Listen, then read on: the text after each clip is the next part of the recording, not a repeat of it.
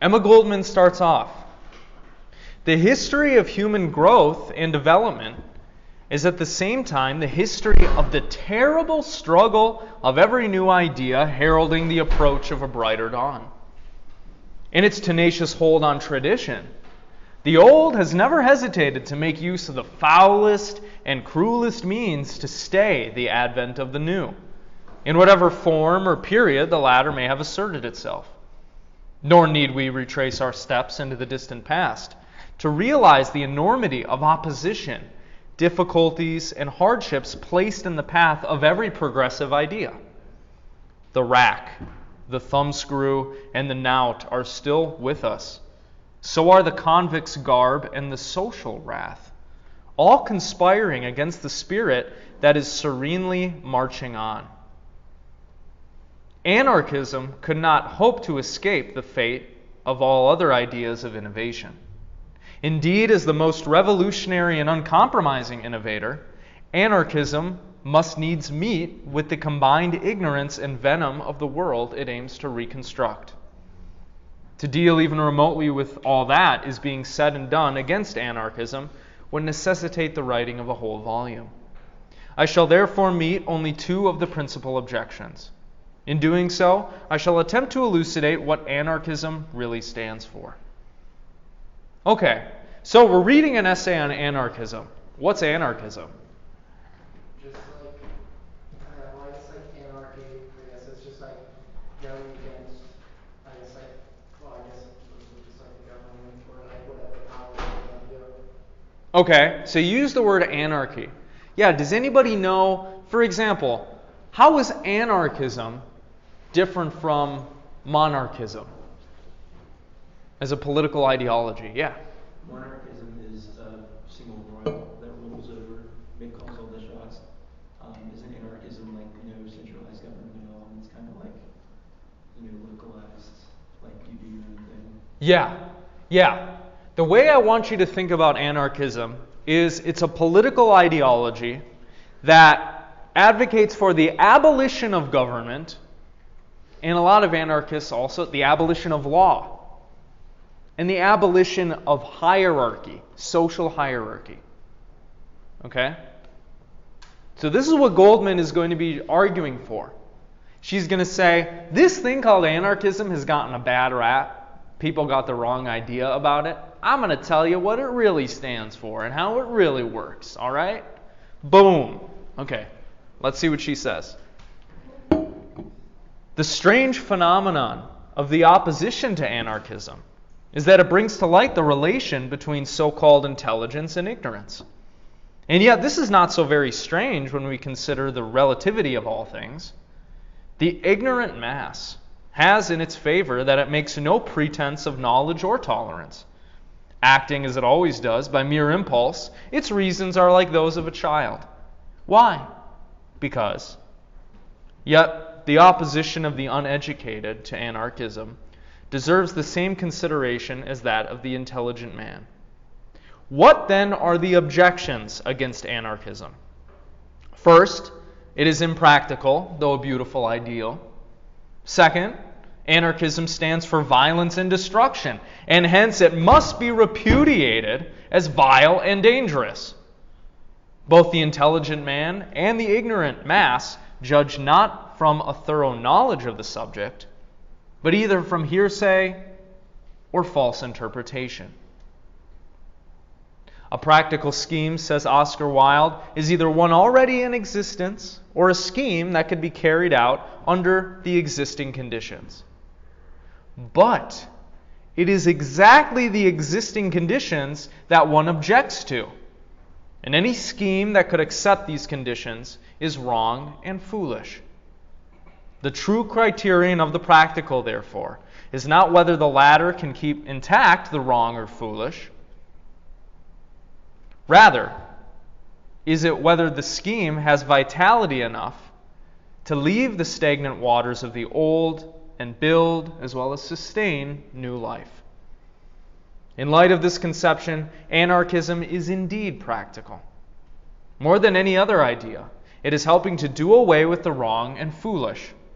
More than any other idea, it is building and sustaining new life.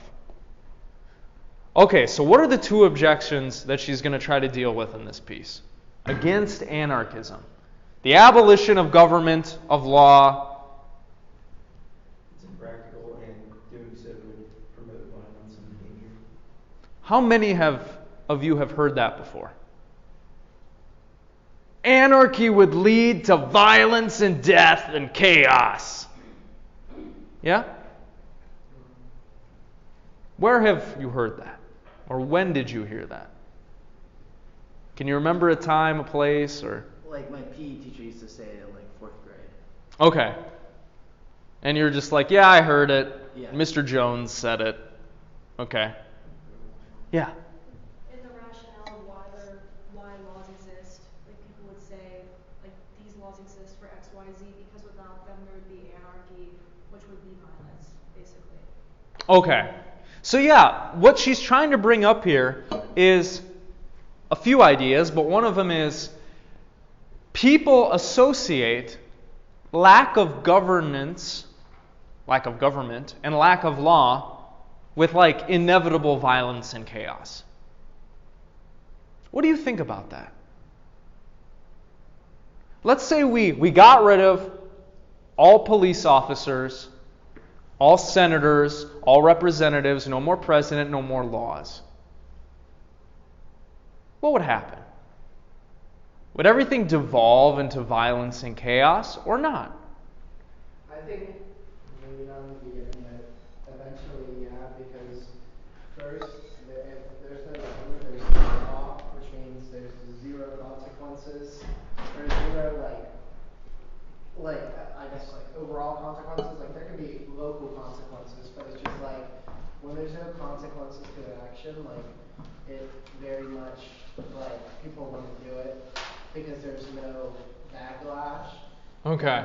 Also, it's kind of like I guess Animal Farm in a way where it's like human nature is someone wants to lead, and that can cause like a lot of issues and like potentially violence because like someone could become like a leader of a group and there's no one that can really stop that. Okay. Okay, so you think It would just like evolve into a lot of that, I think. okay. Yeah, what do the rest of you think? Would anarchy lead to violence and death and chaos? What is that? I think within like the first No government. like the first 10 minutes, it would like just be like all just awful. Like people would be like stealing and robbing with like the first 5 or 10 minutes. That could be like the purge. Yeah, it'd be like exactly like the first. People would be dying. People would steal just about anything because there's no consequences to their actions. And I think like maybe eventually there could be like some sort of like dictatorship that would be like evolved into, but Okay. immediately it would be all just like just bad. Okay. Okay, so violence and chaos people. Yeah. I think it would promote violence and chaos, but I also think that since you would be essentially isolating people, that it would prevent progress and it would like change the structure of society. Like Okay. so, if you were to somebody needs like penicillin or medicine and they can't get it, well, they're gonna obviously be able to take it from somebody else. But at the same time, like if somebody discovers or makes something else or they invent something new, they can't share it with anybody else because there's no one around. Okay. Okay, so it might make things more difficult in other ways for people. Because there aren't maybe there aren't institutions to like carry out a lot of the stuff that we're doing now, you're saying? There's no way like to share information. Like it Okay. it wouldn't mean that like everybody's like becomes a hermit, but I mean if it's localized and like there's no communication back and forth, or there's no single entity to implement all this stuff, then nothing's gonna get done. Okay. If we imagine our society just law dissolves, the police all quit, no more politicians, we would still be able to communicate though, right? Like but maybe you worry about the infrastructure, like who's going to be keeping up the infrastructure. Okay. Yeah. Okay, so that's a worry. So that's kind of associated with the first objection she tries to tackle here, right? She says, one of the first objections is, it's impractical. Oh, this would be impractical to do. And what's her response to that?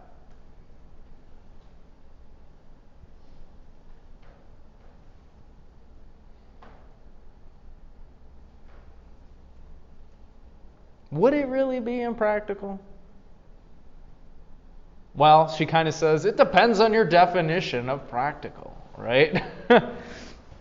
She says the true criterion of the practical is not whether it can keep intact the wrong or foolish. Rather, is it whether the scheme has vitality enough to leave the stagnant waters of the old and build as well as sustain new life. That's what it means to be practical, if it can build and sustain new life. Now, this obviously rests on a presumption about the state of our society right now. What she's implying is that we're doing a bunch of things that are wrong and foolish, right?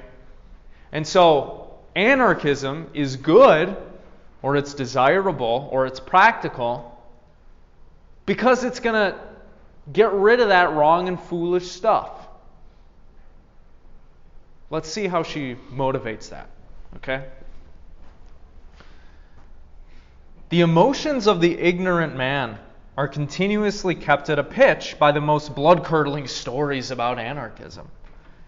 Not a thing too outrageous to be employed against this philosophy and its exponents.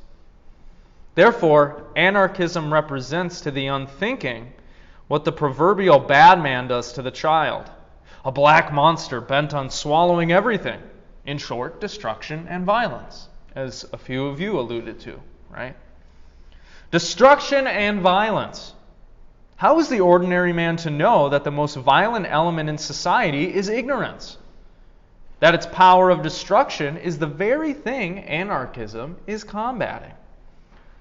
Nor is he aware that anarchism, whose roots, as it were, are part of nature's forces, destroys not healthful tissue, but parasitic growths that feed on the life's essence of society. It is merely clearing the soil from weeds and sagebrush that it may eventually bear healthy fruit. Someone has said that it requires less mental effort to condemn than to think. The widespread mental indolence so prevalent in society proves this to be only too true. Rather than go to the bottom of any given idea, to examine into its origin and meaning, most people will either condemn it altogether or rely on some superficial or prejudicial definition of non-essentials. Okay, so how does she respond to the objection? It's going to lead to violence and destruction. What does she say? She's kind of just like, well, if everyone was free, then they would, or I guess as well as like not ignorant, then we'd all be okay, and it would lead to like a healthy society. Okay, yeah. Anybody else? She kind of flips it back around, right? She frames the destruction and violence in a certain way. What does she say? Yeah. That it requires less mental effort to condemn anything, so like you're framing it wrong if you think it's that. It would be that instead of providing like a reason as to why. Sure, yeah, she's yeah, and this is something that you've heard, right? Oh, people are ignorant. They just accept or reject things without thinking about them, right? This is kind of Krishnamurti's whole point that we looked at last time. They don't really understand anarchism, so they just reject it out of hand. Yeah, what were you going to say?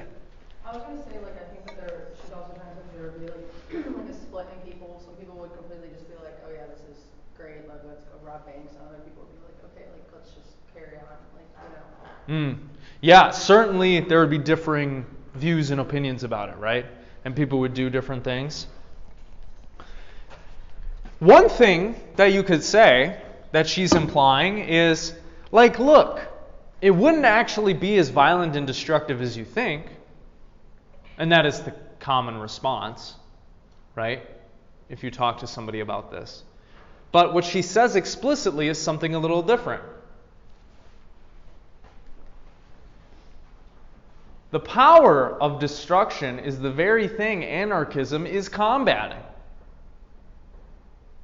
Anarchism destroys not healthful tissue, but parasitic growths that feed on the life's essence of society. It is merely clearing the soil from the weeds and sagebrush that it may eventually bear healthy fruit. So she kind of accepts that it is violent and destructive, but she says it's destroying the bad stuff. Like we might use chemotherapy to destroy cancer cells. Obviously, this is based on the idea that, like, look, there's a lot of parasitism and corruption and bad stuff in society that she's thinking we need to destroy and get rid of. What do you think about that? Is there truth to that? Is there not truth to that? I think there is like a little truth because I guess just again, like there's a lot of things that the government does that aren't really good for society. Could you give an example? I guess just like I don't know. I guess like keeping so many secrets. I mean, tax raises. I mean, like. Okay. I guess like the IRS. The IRS as a whole is kind of just like crap sometimes, but like there's just some stuff that they do is really good, and I guess anarchism would, inevitably destroy that. But I mean, at least for her, I think her head's in the right place, but I don't think she realizes like maybe the people around her have the right idea to like do well with anarchy, but there's a lot of people who are not. Okay. And like the government's there to they may not be the greatest, but they at least keep everything in order to an extent. Okay. So it does some good things too, you're saying? Mm-hmm. Okay. Yeah. What do the rest of y'all think? I think she's kind of right. Like, I think that like people wouldn't be as destructive as like one may think of on the surface. Because like, even if there was no police, I wouldn't just go out and murder somebody. Like, I have like a moral structure that like keeps me like, I wanted to do right still. So like, I feel like that. Okay. There would be eliminating the stuff that holds us back as a society, and then people wouldn't be as destructive as you may think on the surface. Okay. So you don't think like people are naturally just like murderous and want to steal and rape? Yeah, I don't think that. Okay. Okay. Yeah. And then we'll go. Yeah. I can see her making the argument for certain institutions have so much corruption in them that it would be more successful to wipe them out completely than go through the efforts of trying to like go through the bureaucracy to try to fix them. Like I can see that argument being made with Okay. with the economy or in politics that it's gotten to the point where you just have to like break it all down and start up again, then try to fix it with little steps. I can see her making that argument there. Okay. And you think she's right in that? I don't know, in terms of, say, like greed, in the capitalist system, you're encouraged to acquire more and more things, which make you treat your workers worse, or maybe engage in shady or economic deals. But say you got rid of all of that, and you just went back to like a village structure, there'd still be one person that wants to hoard things, and would be violent towards other people to get their things. So I think greed would probably still exist no matter what system that we were under. Okay. So there's no getting rid of that. But maybe we can lessen the exploitation and the effects of greed if we kind of blew up the structure or dismantled it. What do you think? Yeah? I mean, I like if there was no structure, like greed would definitely go down, but then I feel like it would kind of like come back. Like it wouldn't be so like I guess widespread, but it would be like very centralized. Like there'd be no big greed, but there could also be like if like an area develops like a currency, for example, in anarchy, like there's eventually going to be someone who wants to have the most of that, or just like the most power. or maybe, there's no cops and I just go to Walmart and steal all the PS5s. It's just like, no one's stopping me. I might as well have them. So it's just like, I think it would destroy like companies, but I would think the innate want for things would not be destroyed. Okay. Yeah. I was just going to say, I don't think the statement itself is wrong. Okay. The conclusion that she draws from it is wrong. By saying that, like, you have to destroy all of it to get rid of the bad stuff, yes, but you're also destroying everything else too. It's not like you're clearing the soil from the weeds, you're taking the soil with you. You know what I mean? Okay. Yeah, so, yeah. You can't just, if you pick and choose what you want to get rid of, then it's not anarchy. It's something different. Okay. So you're thinking, like, if we put this into practice, it would be like throwing the baby out with the bathwater, in a sense. So this analogy doesn't hold, you think? Not in the way that anarchy is described. Okay. Yeah, that's a good point. Well, let's see what you think of what she says next, because that connects to it. Anarchism urges man to think, to investigate, to analyze every proposition. But that brain capacity of the average reader be not taxed too much, I shall also begin with a definition, and then elaborate on the latter. Anarchism, the philosophy of a new social order based on liberty unrestricted by man-made law. The theory that all forms of government rest on violence and are therefore wrong and harmful as well as unnecessary. Okay. So she makes a few different claims there. I guess let's start with the first one. Do you think a society would be good if everybody could do whatever they wanted? No. If you had unlimited freedom, unlimited liberty, certainly you would be more unrestrained, right? You'd have more freedom. But would that be a good state to live in? Probably not. Okay. Because you're worried about the violence, the chaos. I think maybe this also could be like a bunch of weird people. Like you just walk outside, there's 300 naked people outside, like I just don't see them, Okay. I feel like anarchy would really bring out like I guess just like the dark side of people, just like the things that they don't show, Okay. Yeah, we're going to come back to that because your views on whether or not you think this would be a good thing to do or to carry out is going to be based on your views of human nature. Do you think humans are naturally self-serving or naturally altruistic? Do you think that they're naturally good or bad? Some mix. Naturally fallen or not naturally fallen? We'll talk about that. But I'd like to discuss these two as well. What do you think about this? It's the theory that all forms of government rest on violence. Agree or disagree? I guess I'm just stupid. What exactly does that mean? And what does it mean by rest on violence? I think there's a few ways you can interpret that. It's like they're built on violence? Let's start with the historical interpretation. Every, let's say, big government that existed historically has been brought about through violence and destruction. Through the conquering of a people, the stealing of a land, whatever. Does that seem true to you? I mean, yeah. Okay. I mean, well, just like, a lot of countries were on violence, even like America. I guess, like, not only like the Revolutionary War, but just like pushing all the Native Americans out. And the decimation of them, right? Yeah, we could talk about colonialism and imperialism all over the world, right? Fights between tribes and nations for land and control and resources. This is human history, right? Okay, so maybe historically a lot of governments or a lot of nations are built on violence. Maybe. Yeah?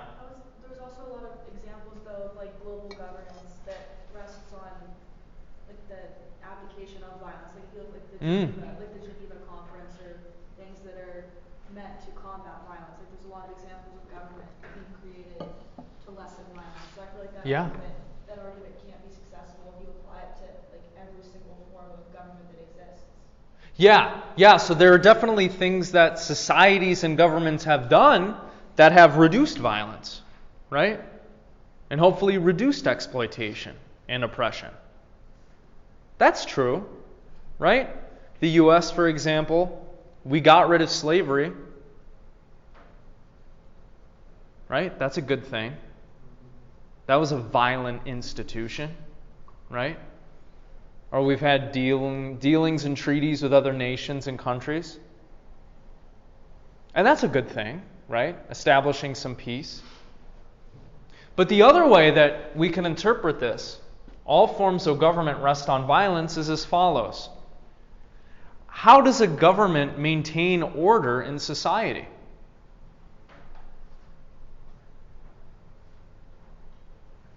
Through violence, right? You break the law, what happens to you? Get arrested. You get thrown on the ground, maybe beat up, thrown in a cop car, and you're arrested. Right? And you hang out in jail for a long time. Or a short time, Now, what do we think about that? Is that true? Does the governing authority, which is supposed to have a monopoly on force and violence, because what do they call it when vigilantism? Vigilantism is not legal, right, in our society. So it's the government and the government's institutions that are supposed to enforce law and order, right? Yeah. Does it rely on violence to do that? Fear too? Yeah, maybe. Does it rest on violence to do that? Yes or no? What do you think?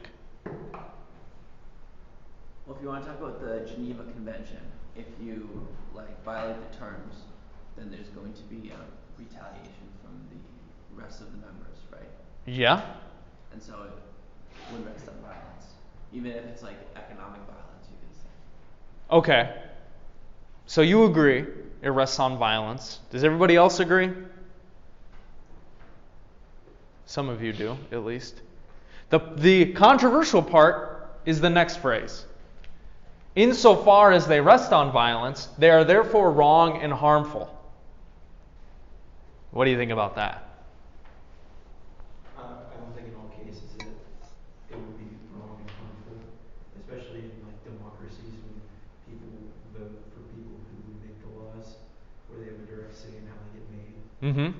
Whereas if maybe in a different society where people don't have a say, like a dictatorship or maybe a communist China, things like that. But it's not completely applicable everywhere. Okay. Yeah, so look, there are different forms of government, there are different societies.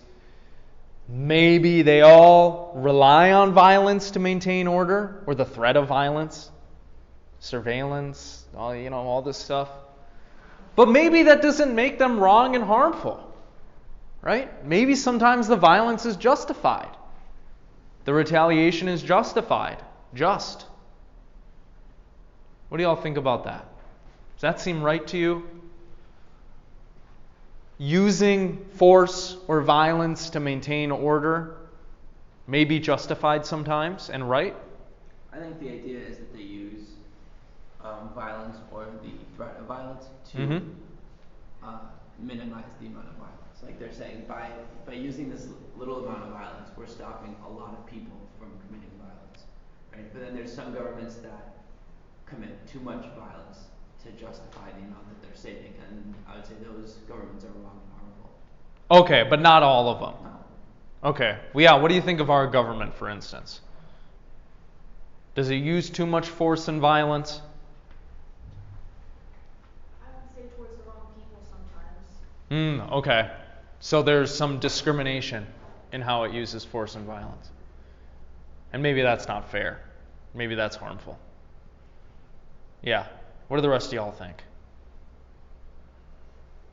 Yeah? Like to Nev's point, or like what Nev was saying, how like the governments are like harmful. Like kind of what she's saying is more like if they just stopped using the violence against the violence, like it would just kind of. Do you think it would beget more violence? Like. I'm not saying it would, but I feel like that's kind of like more what she's saying is like it would just kind of like the violence would almost go away in a way. That's what like you know. What I'm saying? Yeah. She thinks that. Well, she has a few different reasons for this, as we'll see, but she thinks there's a reason why people engage in violent behavior in the first place. And it's not because people are naturally evil. So let's see if she's right in what she says next. The new social order rests, of course, on the materialistic basis of life. But while all anarchists agree that the main evil today is an economic one, they maintain that the solution of that evil can be brought about only through the consideration of every phase of life, individual as well as the collective, the internal as well as the external phases. A thorough perusal of the history of human development will disclose two elements in bitter conflict with each other. Elements that are now only beginning to be understood, not as foreign to each other, but as closely related and truly harmonious, if only placed in proper environment. The individual and social instincts.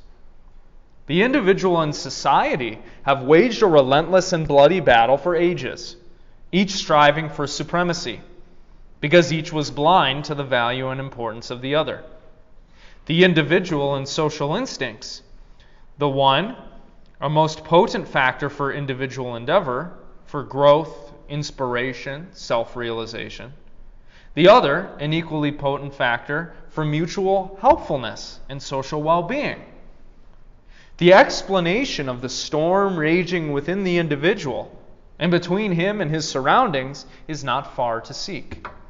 The primitive man, unable to understand his being, much less the unity of all life, felt himself absolutely dependent on blind, hidden forces ever ready to mock and taunt him. Out of that attitude grew the religious concepts of man as a mere speck of dust, dependent on superior powers on high, who can only be appeased by complete surrender. All the early sagas rest on that idea, which continues to be the leitmotif of the biblical tales dealing with the relation of man to God, to the state, to society. Again and again the same motif. Man is nothing, the powers are everything. Thus, Jehovah would only endure man on condition of complete surrender. Man can have all the glories of the earth, but he must not become conscious of himself. The state, society, and moral laws all sing the same refrain. Man can have all the glories of the earth, but he must not become conscious of himself. Okay. So anarchism, according to Goldman, is supposed to reveal ourselves to us in some sense. Why?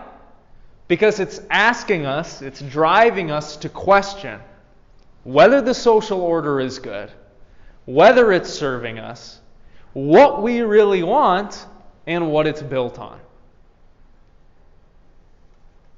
And so she says, there is kind of a war inside each one of us between what we individually want and the pressures and expectations of society that we are conditioned into or feel placed on us. Do you feel that?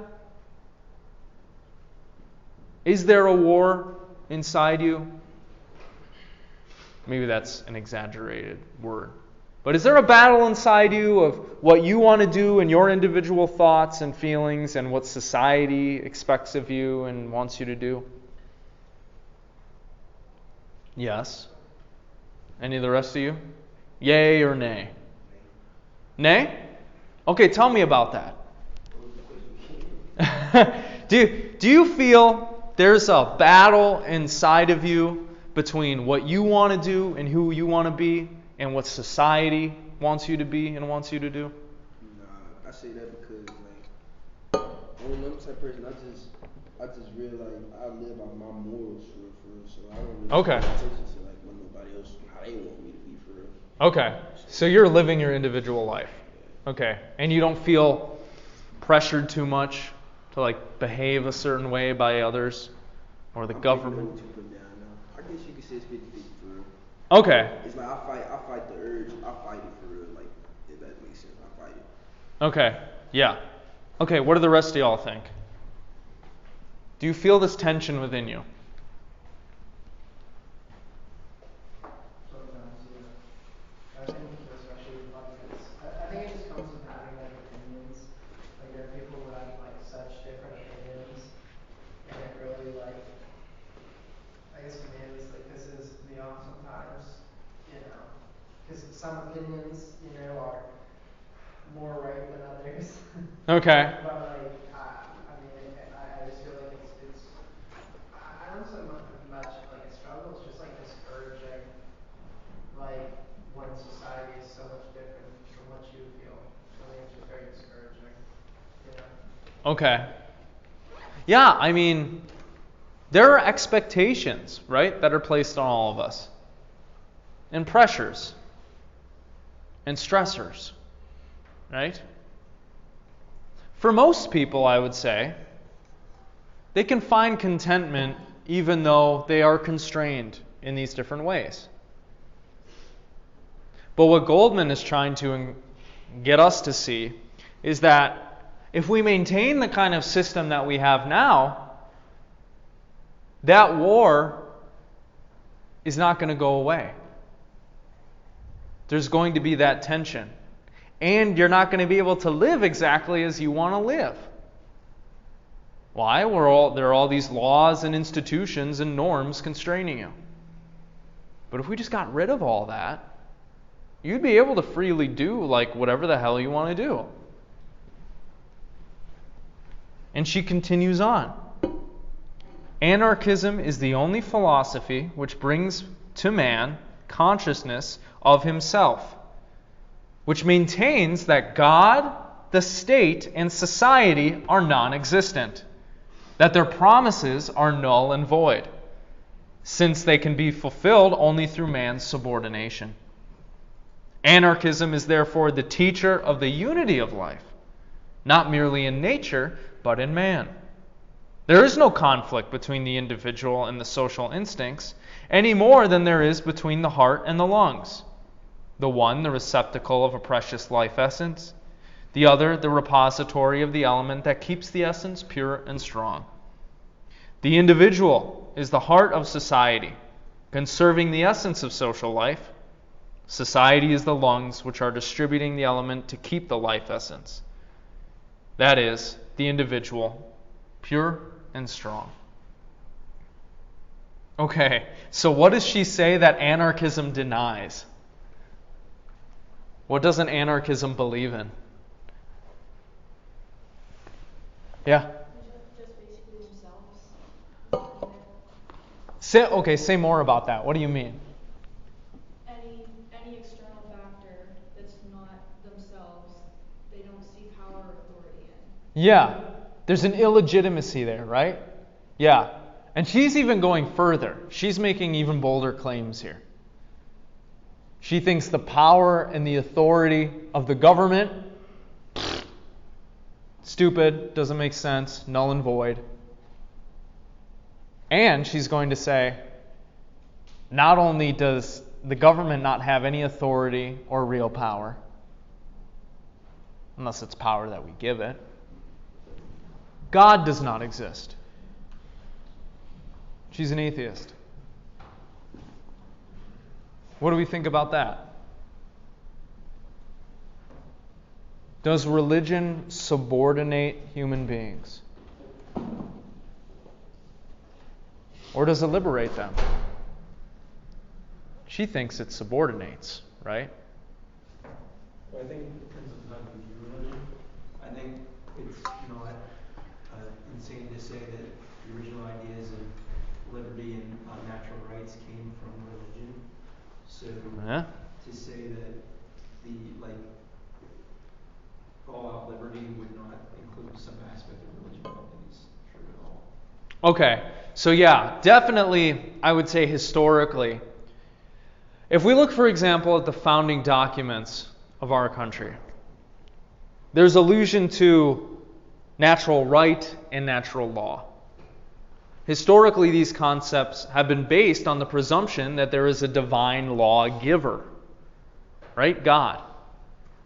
A lot of the founders were, if they weren't Christians, they were deists. So they believed that a God existed.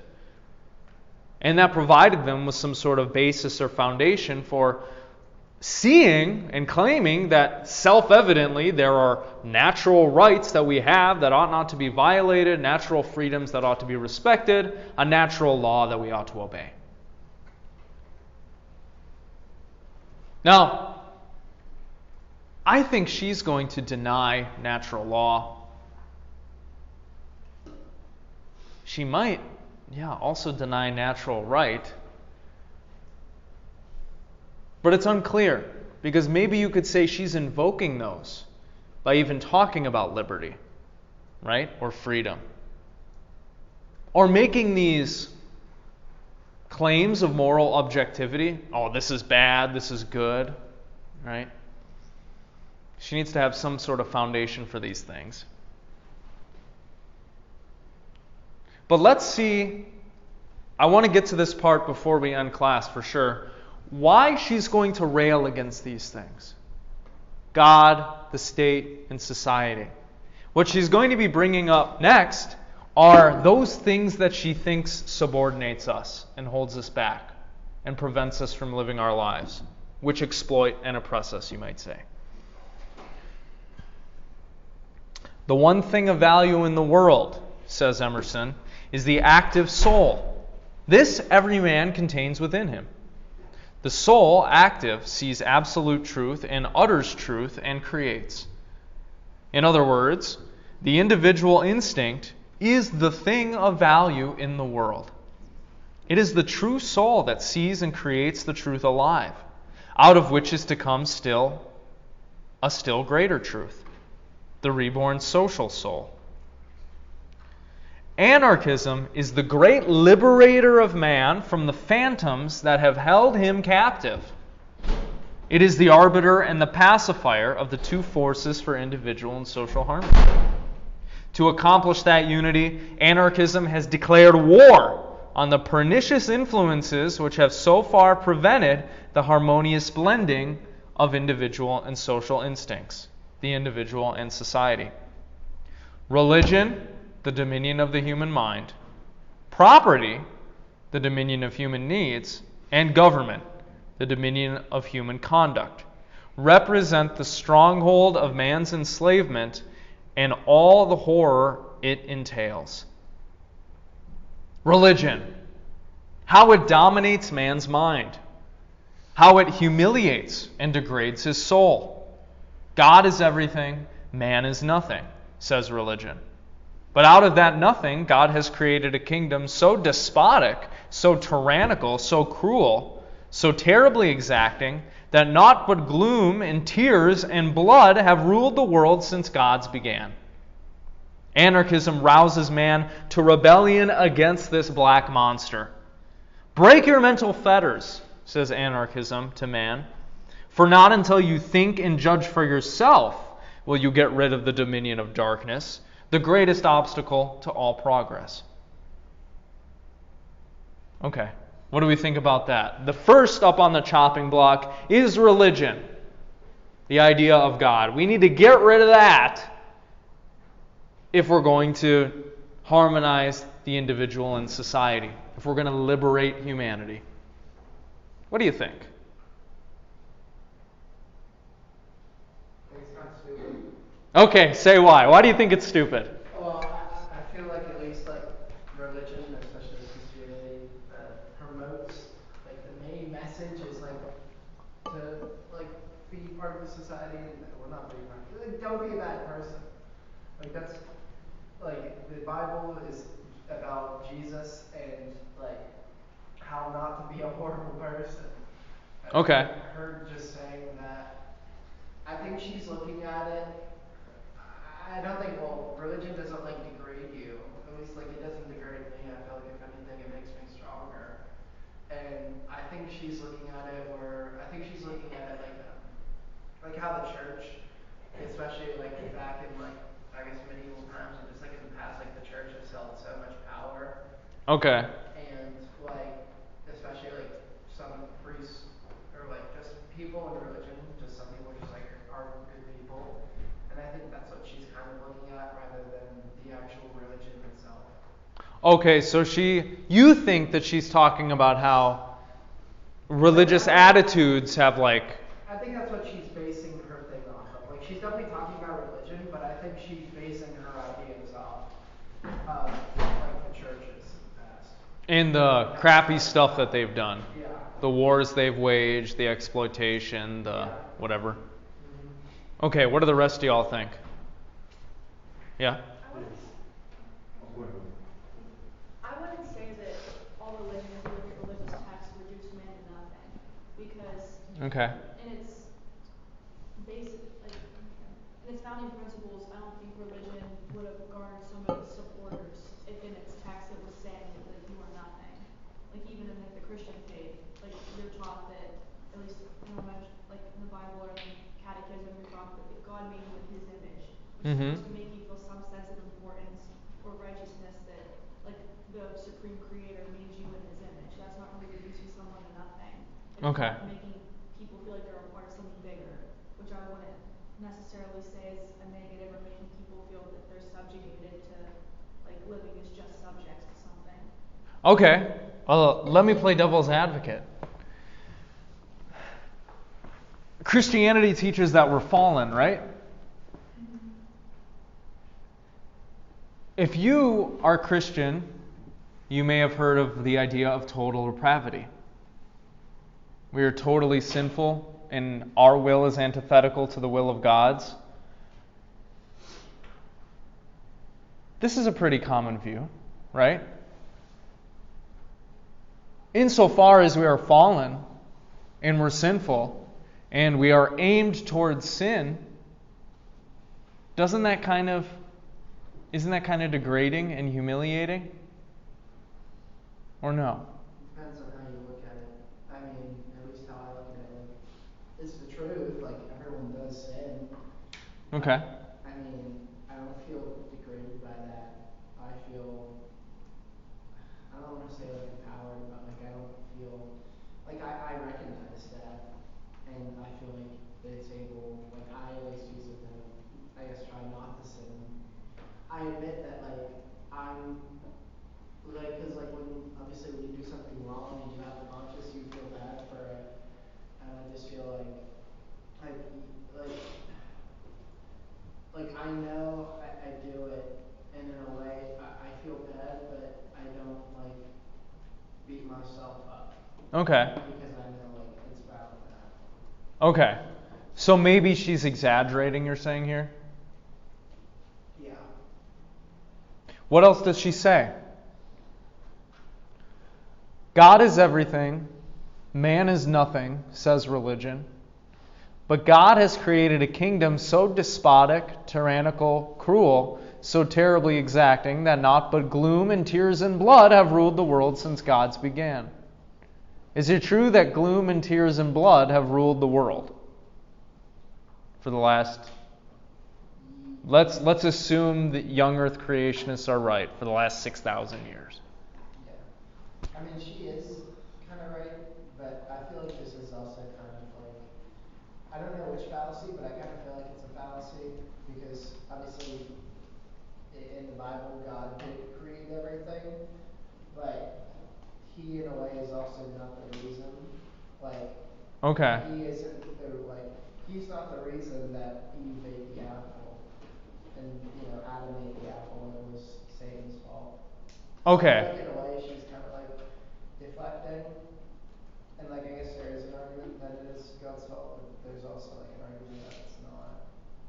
One thing that a lot of people have felt throughout history has been something like this. sure, maybe God doesn't make people do evil things, but like, God's responsible for all this stuff being here in the first place. And there's cancer, and there's suffering, and there's all this crap. Why would if such a God even does exist who created anything, he's certainly not worthy of my worship because of all this terrible crap. That's an idea you've probably heard, right? We might be able to see something like that implied in this tyrannical, cruel, gloom, tears, blood, Yeah. I was just going to say, I think historically, like, wars get written down because of how important they are. Like, when times are good, nobody talks about it. There's not a lot to talk about. Yeah, Okay. Until this happened. Like, it's like how you see things on social media, like, oh, wow, things are really bad right now. But it's like that's the only things that get popped up, they're the only things that get engaged with it. Right. Just because you're seeing it more doesn't necessarily mean that it's happening Okay. So maybe she's exaggerating here with like, it's all, violence and exploitation, chaos everywhere because of these ideologies in governments and institutions. Maybe it's not all bad. Although maybe on our bad days, maybe we feel like this. I don't know. But let's look at the second thing that she accuses of causing all these problems. Property. Property, the dominion of man's needs, the denial of the right to satisfy his needs. Time was when property claimed a divine right, when it came to man with the same refrain even as religion: sacrifice, abnegate, submit. The spirit of anarchism has lifted man from his prostrate position. He now stands erect, with his face toward the light. He has learned to see the insatiable, devouring, devastating nature of property, and he is preparing to strike the monster dead.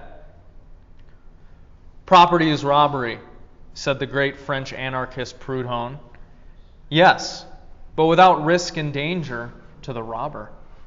Monopolizing the accumulated efforts of man, property has robbed him of his birthright and has turned him loose, a pauper and an outcast. Property has not even the time-worn excuse that man does not create enough to satisfy all needs. The ABC student of economics knows that the productivity of labor within the last few decades far exceeds normal demand. But what are normal demands to an abnormal institution? The only demand that property recognizes is its own gluttonous appetite for greater wealth, because wealth means power, the power to subdue, to crush, to exploit, the power to enslave, to outrage, to degrade. Okay. What do you think about this? Property. Institution that is causing a bunch of problems, exploitation, oppression, inequality, so on and so forth. Is she right or is she wrong?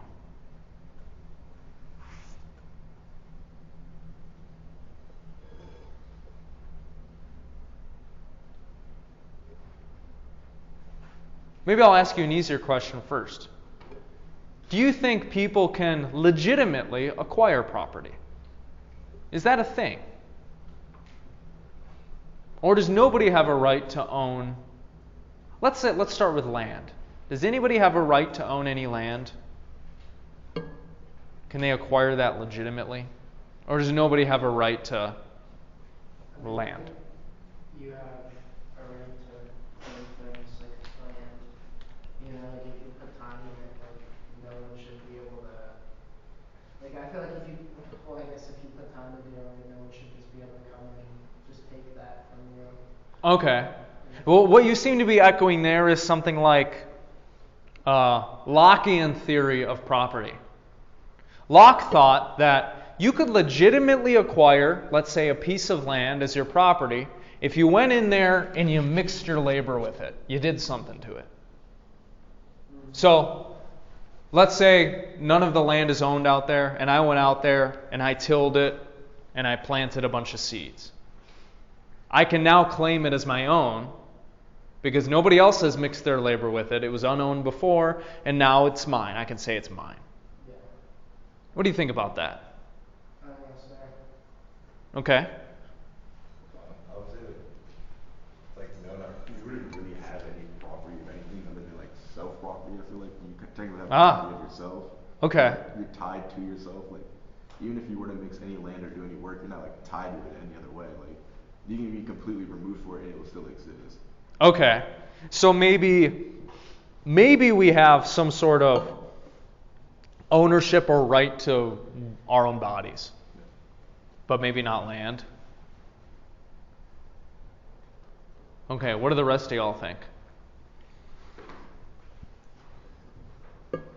As an institution, is property like a justifiable or an unjustifiable thing? I think it has to be justifiable because you don't have land to like work on. How are you going to survive? You're not going to be able to grow any crops. You're going to starve. Well, you could still grow crops but not claim it as your own, right? Historically, that's not what we've done though, right? Like, we've just been like, get off my land, I'm growing my crops here, right? But if you're growing crops on the land, then how do you not own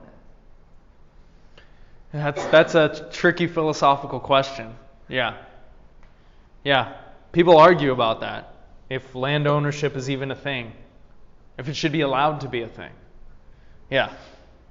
Okay, well, let's assume for the moment that we can legitimately own things. Let's say you can own your laptop and you can own a piece of land. Is she right in saying that property is robbery? That it has all of these bad impacts and effects? That it leads to exploitation and inequality? Is she right in that? I think in some cases yes, but in other cases no. Because say if you trace any property back to a certain however many years ago it was stolen from somebody, at least in our country it was, but fast forward to now, you can't really say that it's robbery because it's been legally and legitimately owned for however many years. So if you would say a family that owns a ranch was on land that wasn't theirs, and then when they settled, they took that land, then it was stolen. But now it's been in their family for so long, if somebody were to try to take that back, it's been theirs for so long, so it's like a tricky runaround. Right. We know historically that people have conquered other peoples and stolen their land, right? And we don't think that's like good generally, right? We don't think that's cool. But I wonder, and this is something that you should do in these philosophy papers and moving forward. You should always try to dig into what are the presuppositions of the claims the people are making. What would have to be presupposed here for this to be true? Property is robbery. Wouldn't that have to... Yeah. That like other people would have to not benefit in such a way that it would be unfair if somebody were to own something else. Right. It would have to presuppose a theory of ownership, right? If something were to be stolen from somebody else. And so, okay, if it is legitimate to own property, well, yeah, I guess we have to dig into that. So that's one presupposition you might say this is based on. But let's keep following her. Property is robbery, but without risk and danger to the robber. Monopolizing the accumulated efforts of man, property has robbed him of his birthright and turned him loose, a pauper and an outcast. Does property, make our lives better or worse in the Western world?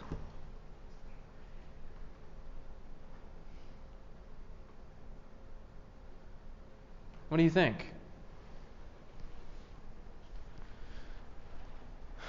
Well, I see my parents who they own a house and the yard around it, and they have to do a bunch of upkeep on the yard. And I'm Sure. Why would anybody want to own property? Just rent a place to stay, and you don't have to do the upkeep. Okay. Rent a condo or something. So you think, the upkeep can be annoying. It steals their time and energy. But they could make money off of it, right? Yeah. If they rented it? No. Like don't buy a house and property. Like rent a condo because then you don't have to do the upkeep on the. Oh, I see. Okay. And then, of course, there are worries with that, though, right? Like, oh, if you don't own it, like, you can be kicked out at any time, right? But what do we think about, like, companies and corporations and people owning these giant tracts of land? And, yeah, I'll pay you to come work on the land, like, make stuff for me that I'm then going to go sell to people. Is that cool? Is that fine? Is that good?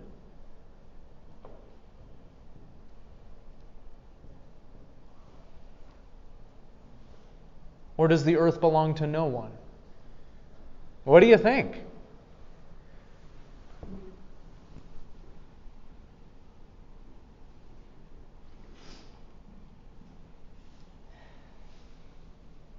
I mean, the earth doesn't belong to anyone, but I think you should still have the right to, like,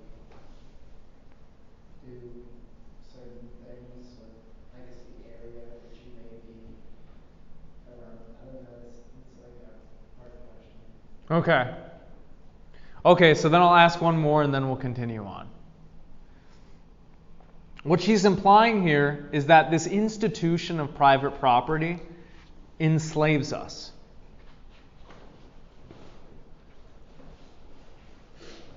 Well, think about it this way. You might say that's crazy, but without the institution of private property, you might say the way work is done and employment is done wouldn't exist. So, do you think there's an element to this institution of private property that is enslaving you? You have to work for a living, don't you?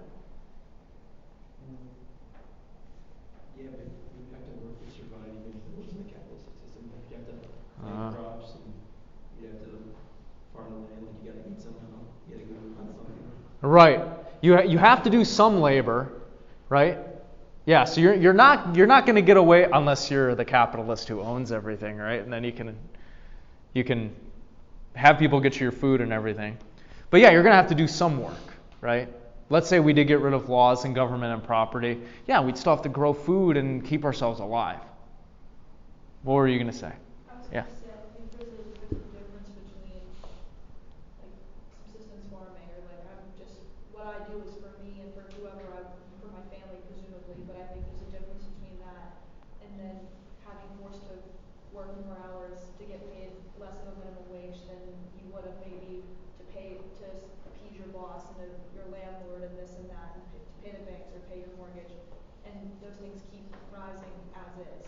So I feel like maybe that's a system that would trap somebody more so than just like living in a log cabin and farming and then that's how you live your life. Like those are two very different systems. Yeah, and we can talk about which one is more or less unjust. Rousseau would say, for example, that with the emergence of private property came civil society, which has basically put us on a downhill trajectory ever since. Because it has enslaved us to work. And to work for others and to do things for others and not be in total control of our lives. But you might also fire back with, well, I'm voluntarily participating in the system that I'm in. So maybe it's justified on those grounds. But then again, do you have the freedom to leave the system?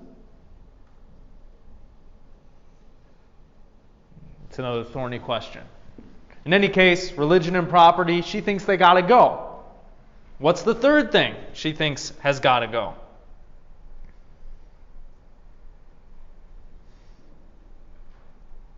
I'm going to skip down a little bit. It is generally conceded that unless the returns of any business venture exceed the cost, bankruptcy is inevitable. But those engaged in the business of producing wealth have not yet learned even this simple lesson. Every year, the cost of production in human life is growing larger. 50,000 killed, 100,000 wounded in America last year. The returns to the masses who helped to create wealth are ever getting smaller. Yet America continues to be blind to the inevitable bankruptcy of our business of production. Nor is this the only crime of the latter.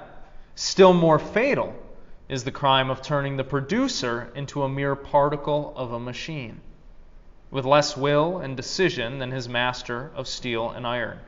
Man is being robbed not merely of the products of his labor, but of the power of free initiative, of originality, and the interest in or desire for the things he is making. Real wealth consists in things of utility and beauty, in things that help to create strong, beautiful bodies and surroundings inspiring to live in. But if man is doomed to wind cotton around a spool, or dig coal, or build roads for 30 years of his life, there can be no talk of wealth. What he gives to the world is only gray and hideous things, reflecting a dull and hideous existence, too weak to live, too cowardly to die. Strange to say, there are people who extol this deadening method of centralized production as the proudest achievement of our age. They fail utterly to realize that if we are to continue in machine subserviency, our slavery is more complete than was our bondage to the king. They do not want to know that centralization is not the only death knell of liberty, but also of health and beauty, of art and science. All these being impossible in a clock-like mechanical atmosphere. Anarchism cannot but repudiate such a method of production. Its goal is the freest possible expression of all the latent powers of the individual. Oscar Wilde defines a perfect personality as one who develops under perfect conditions, who is not wounded, maimed, or in danger. A perfect personality, then, is only possible in a state of society where man is free to choose the mode of work, the conditions of work, and the freedom of work. One to whom the making of a table, the building of a house, or the tilling of the soil is what painting is to the artist and the discovery to the scientist, the result of inspiration and of tense longing and deep interest in work as a creative force. That being the ideal of anarchism, its economic arrangements must consist of voluntary, productive, and distributive associations, gradually developing into free communism as the best means of producing with the least waste of human energy.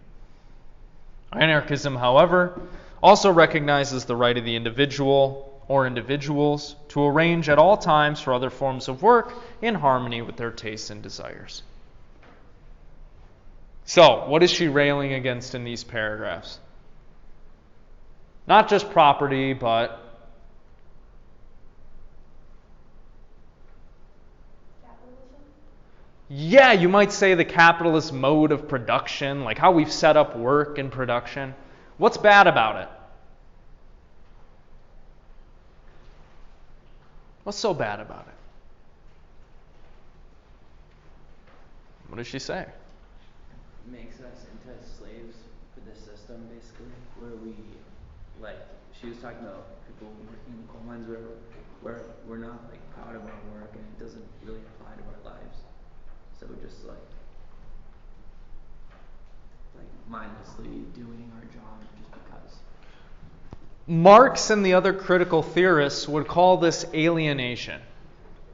We are alienated from the products of our own labor, from the labor process, from ourselves, and from others. And what they mean by that is we don't get to choose the conditions of our work. Right? Our boss tells us when to work, how much to work. We don't get to choose what we produce. Somebody tells us what to produce. We don't get to keep that.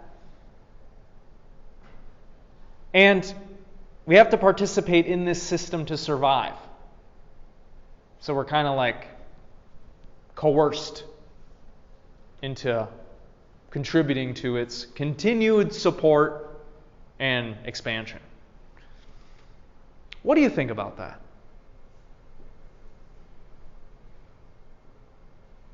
Is that so bad? You don't get to choose every detail of your work. Is that as bad as some of the thinkers argue? Or is it bad, or is it worse? What do you think? Because there's a lot of talk nowadays, right? About we got to get rid of capitalism. We got to completely change work. We got to dismantle the system that we have. So, what do you think?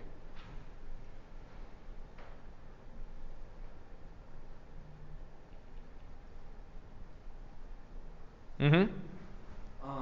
Like during COVID, people could have the option to work at home, and a lot of people that I know loved just the fact that they could choose where to work. Like it was doing the same job, but just they could be at home or, somewhere with good scenery. Mm-hmm. And it made their job way more enjoyable. So it's sucky that we don't get as much control over our work conditions? Okay. Yeah. I just think that the argument that work is meaningless is always been like a strange argument because no matter what system you implement, you're going to have to work in some degree. So trying to find meaning in your work, like you're going to have to try and find meaning in work no matter what system's in place. Okay. You're going to have to try and find meaning in life with that because you're going to work no matter what's happening. Like at some point, it's on you to find meaning in your own life. It's not on anybody else. Okay, so yeah, you're saying, like, look, she says, the ideal would be voluntary, productive, and distributive associations developing into free communism.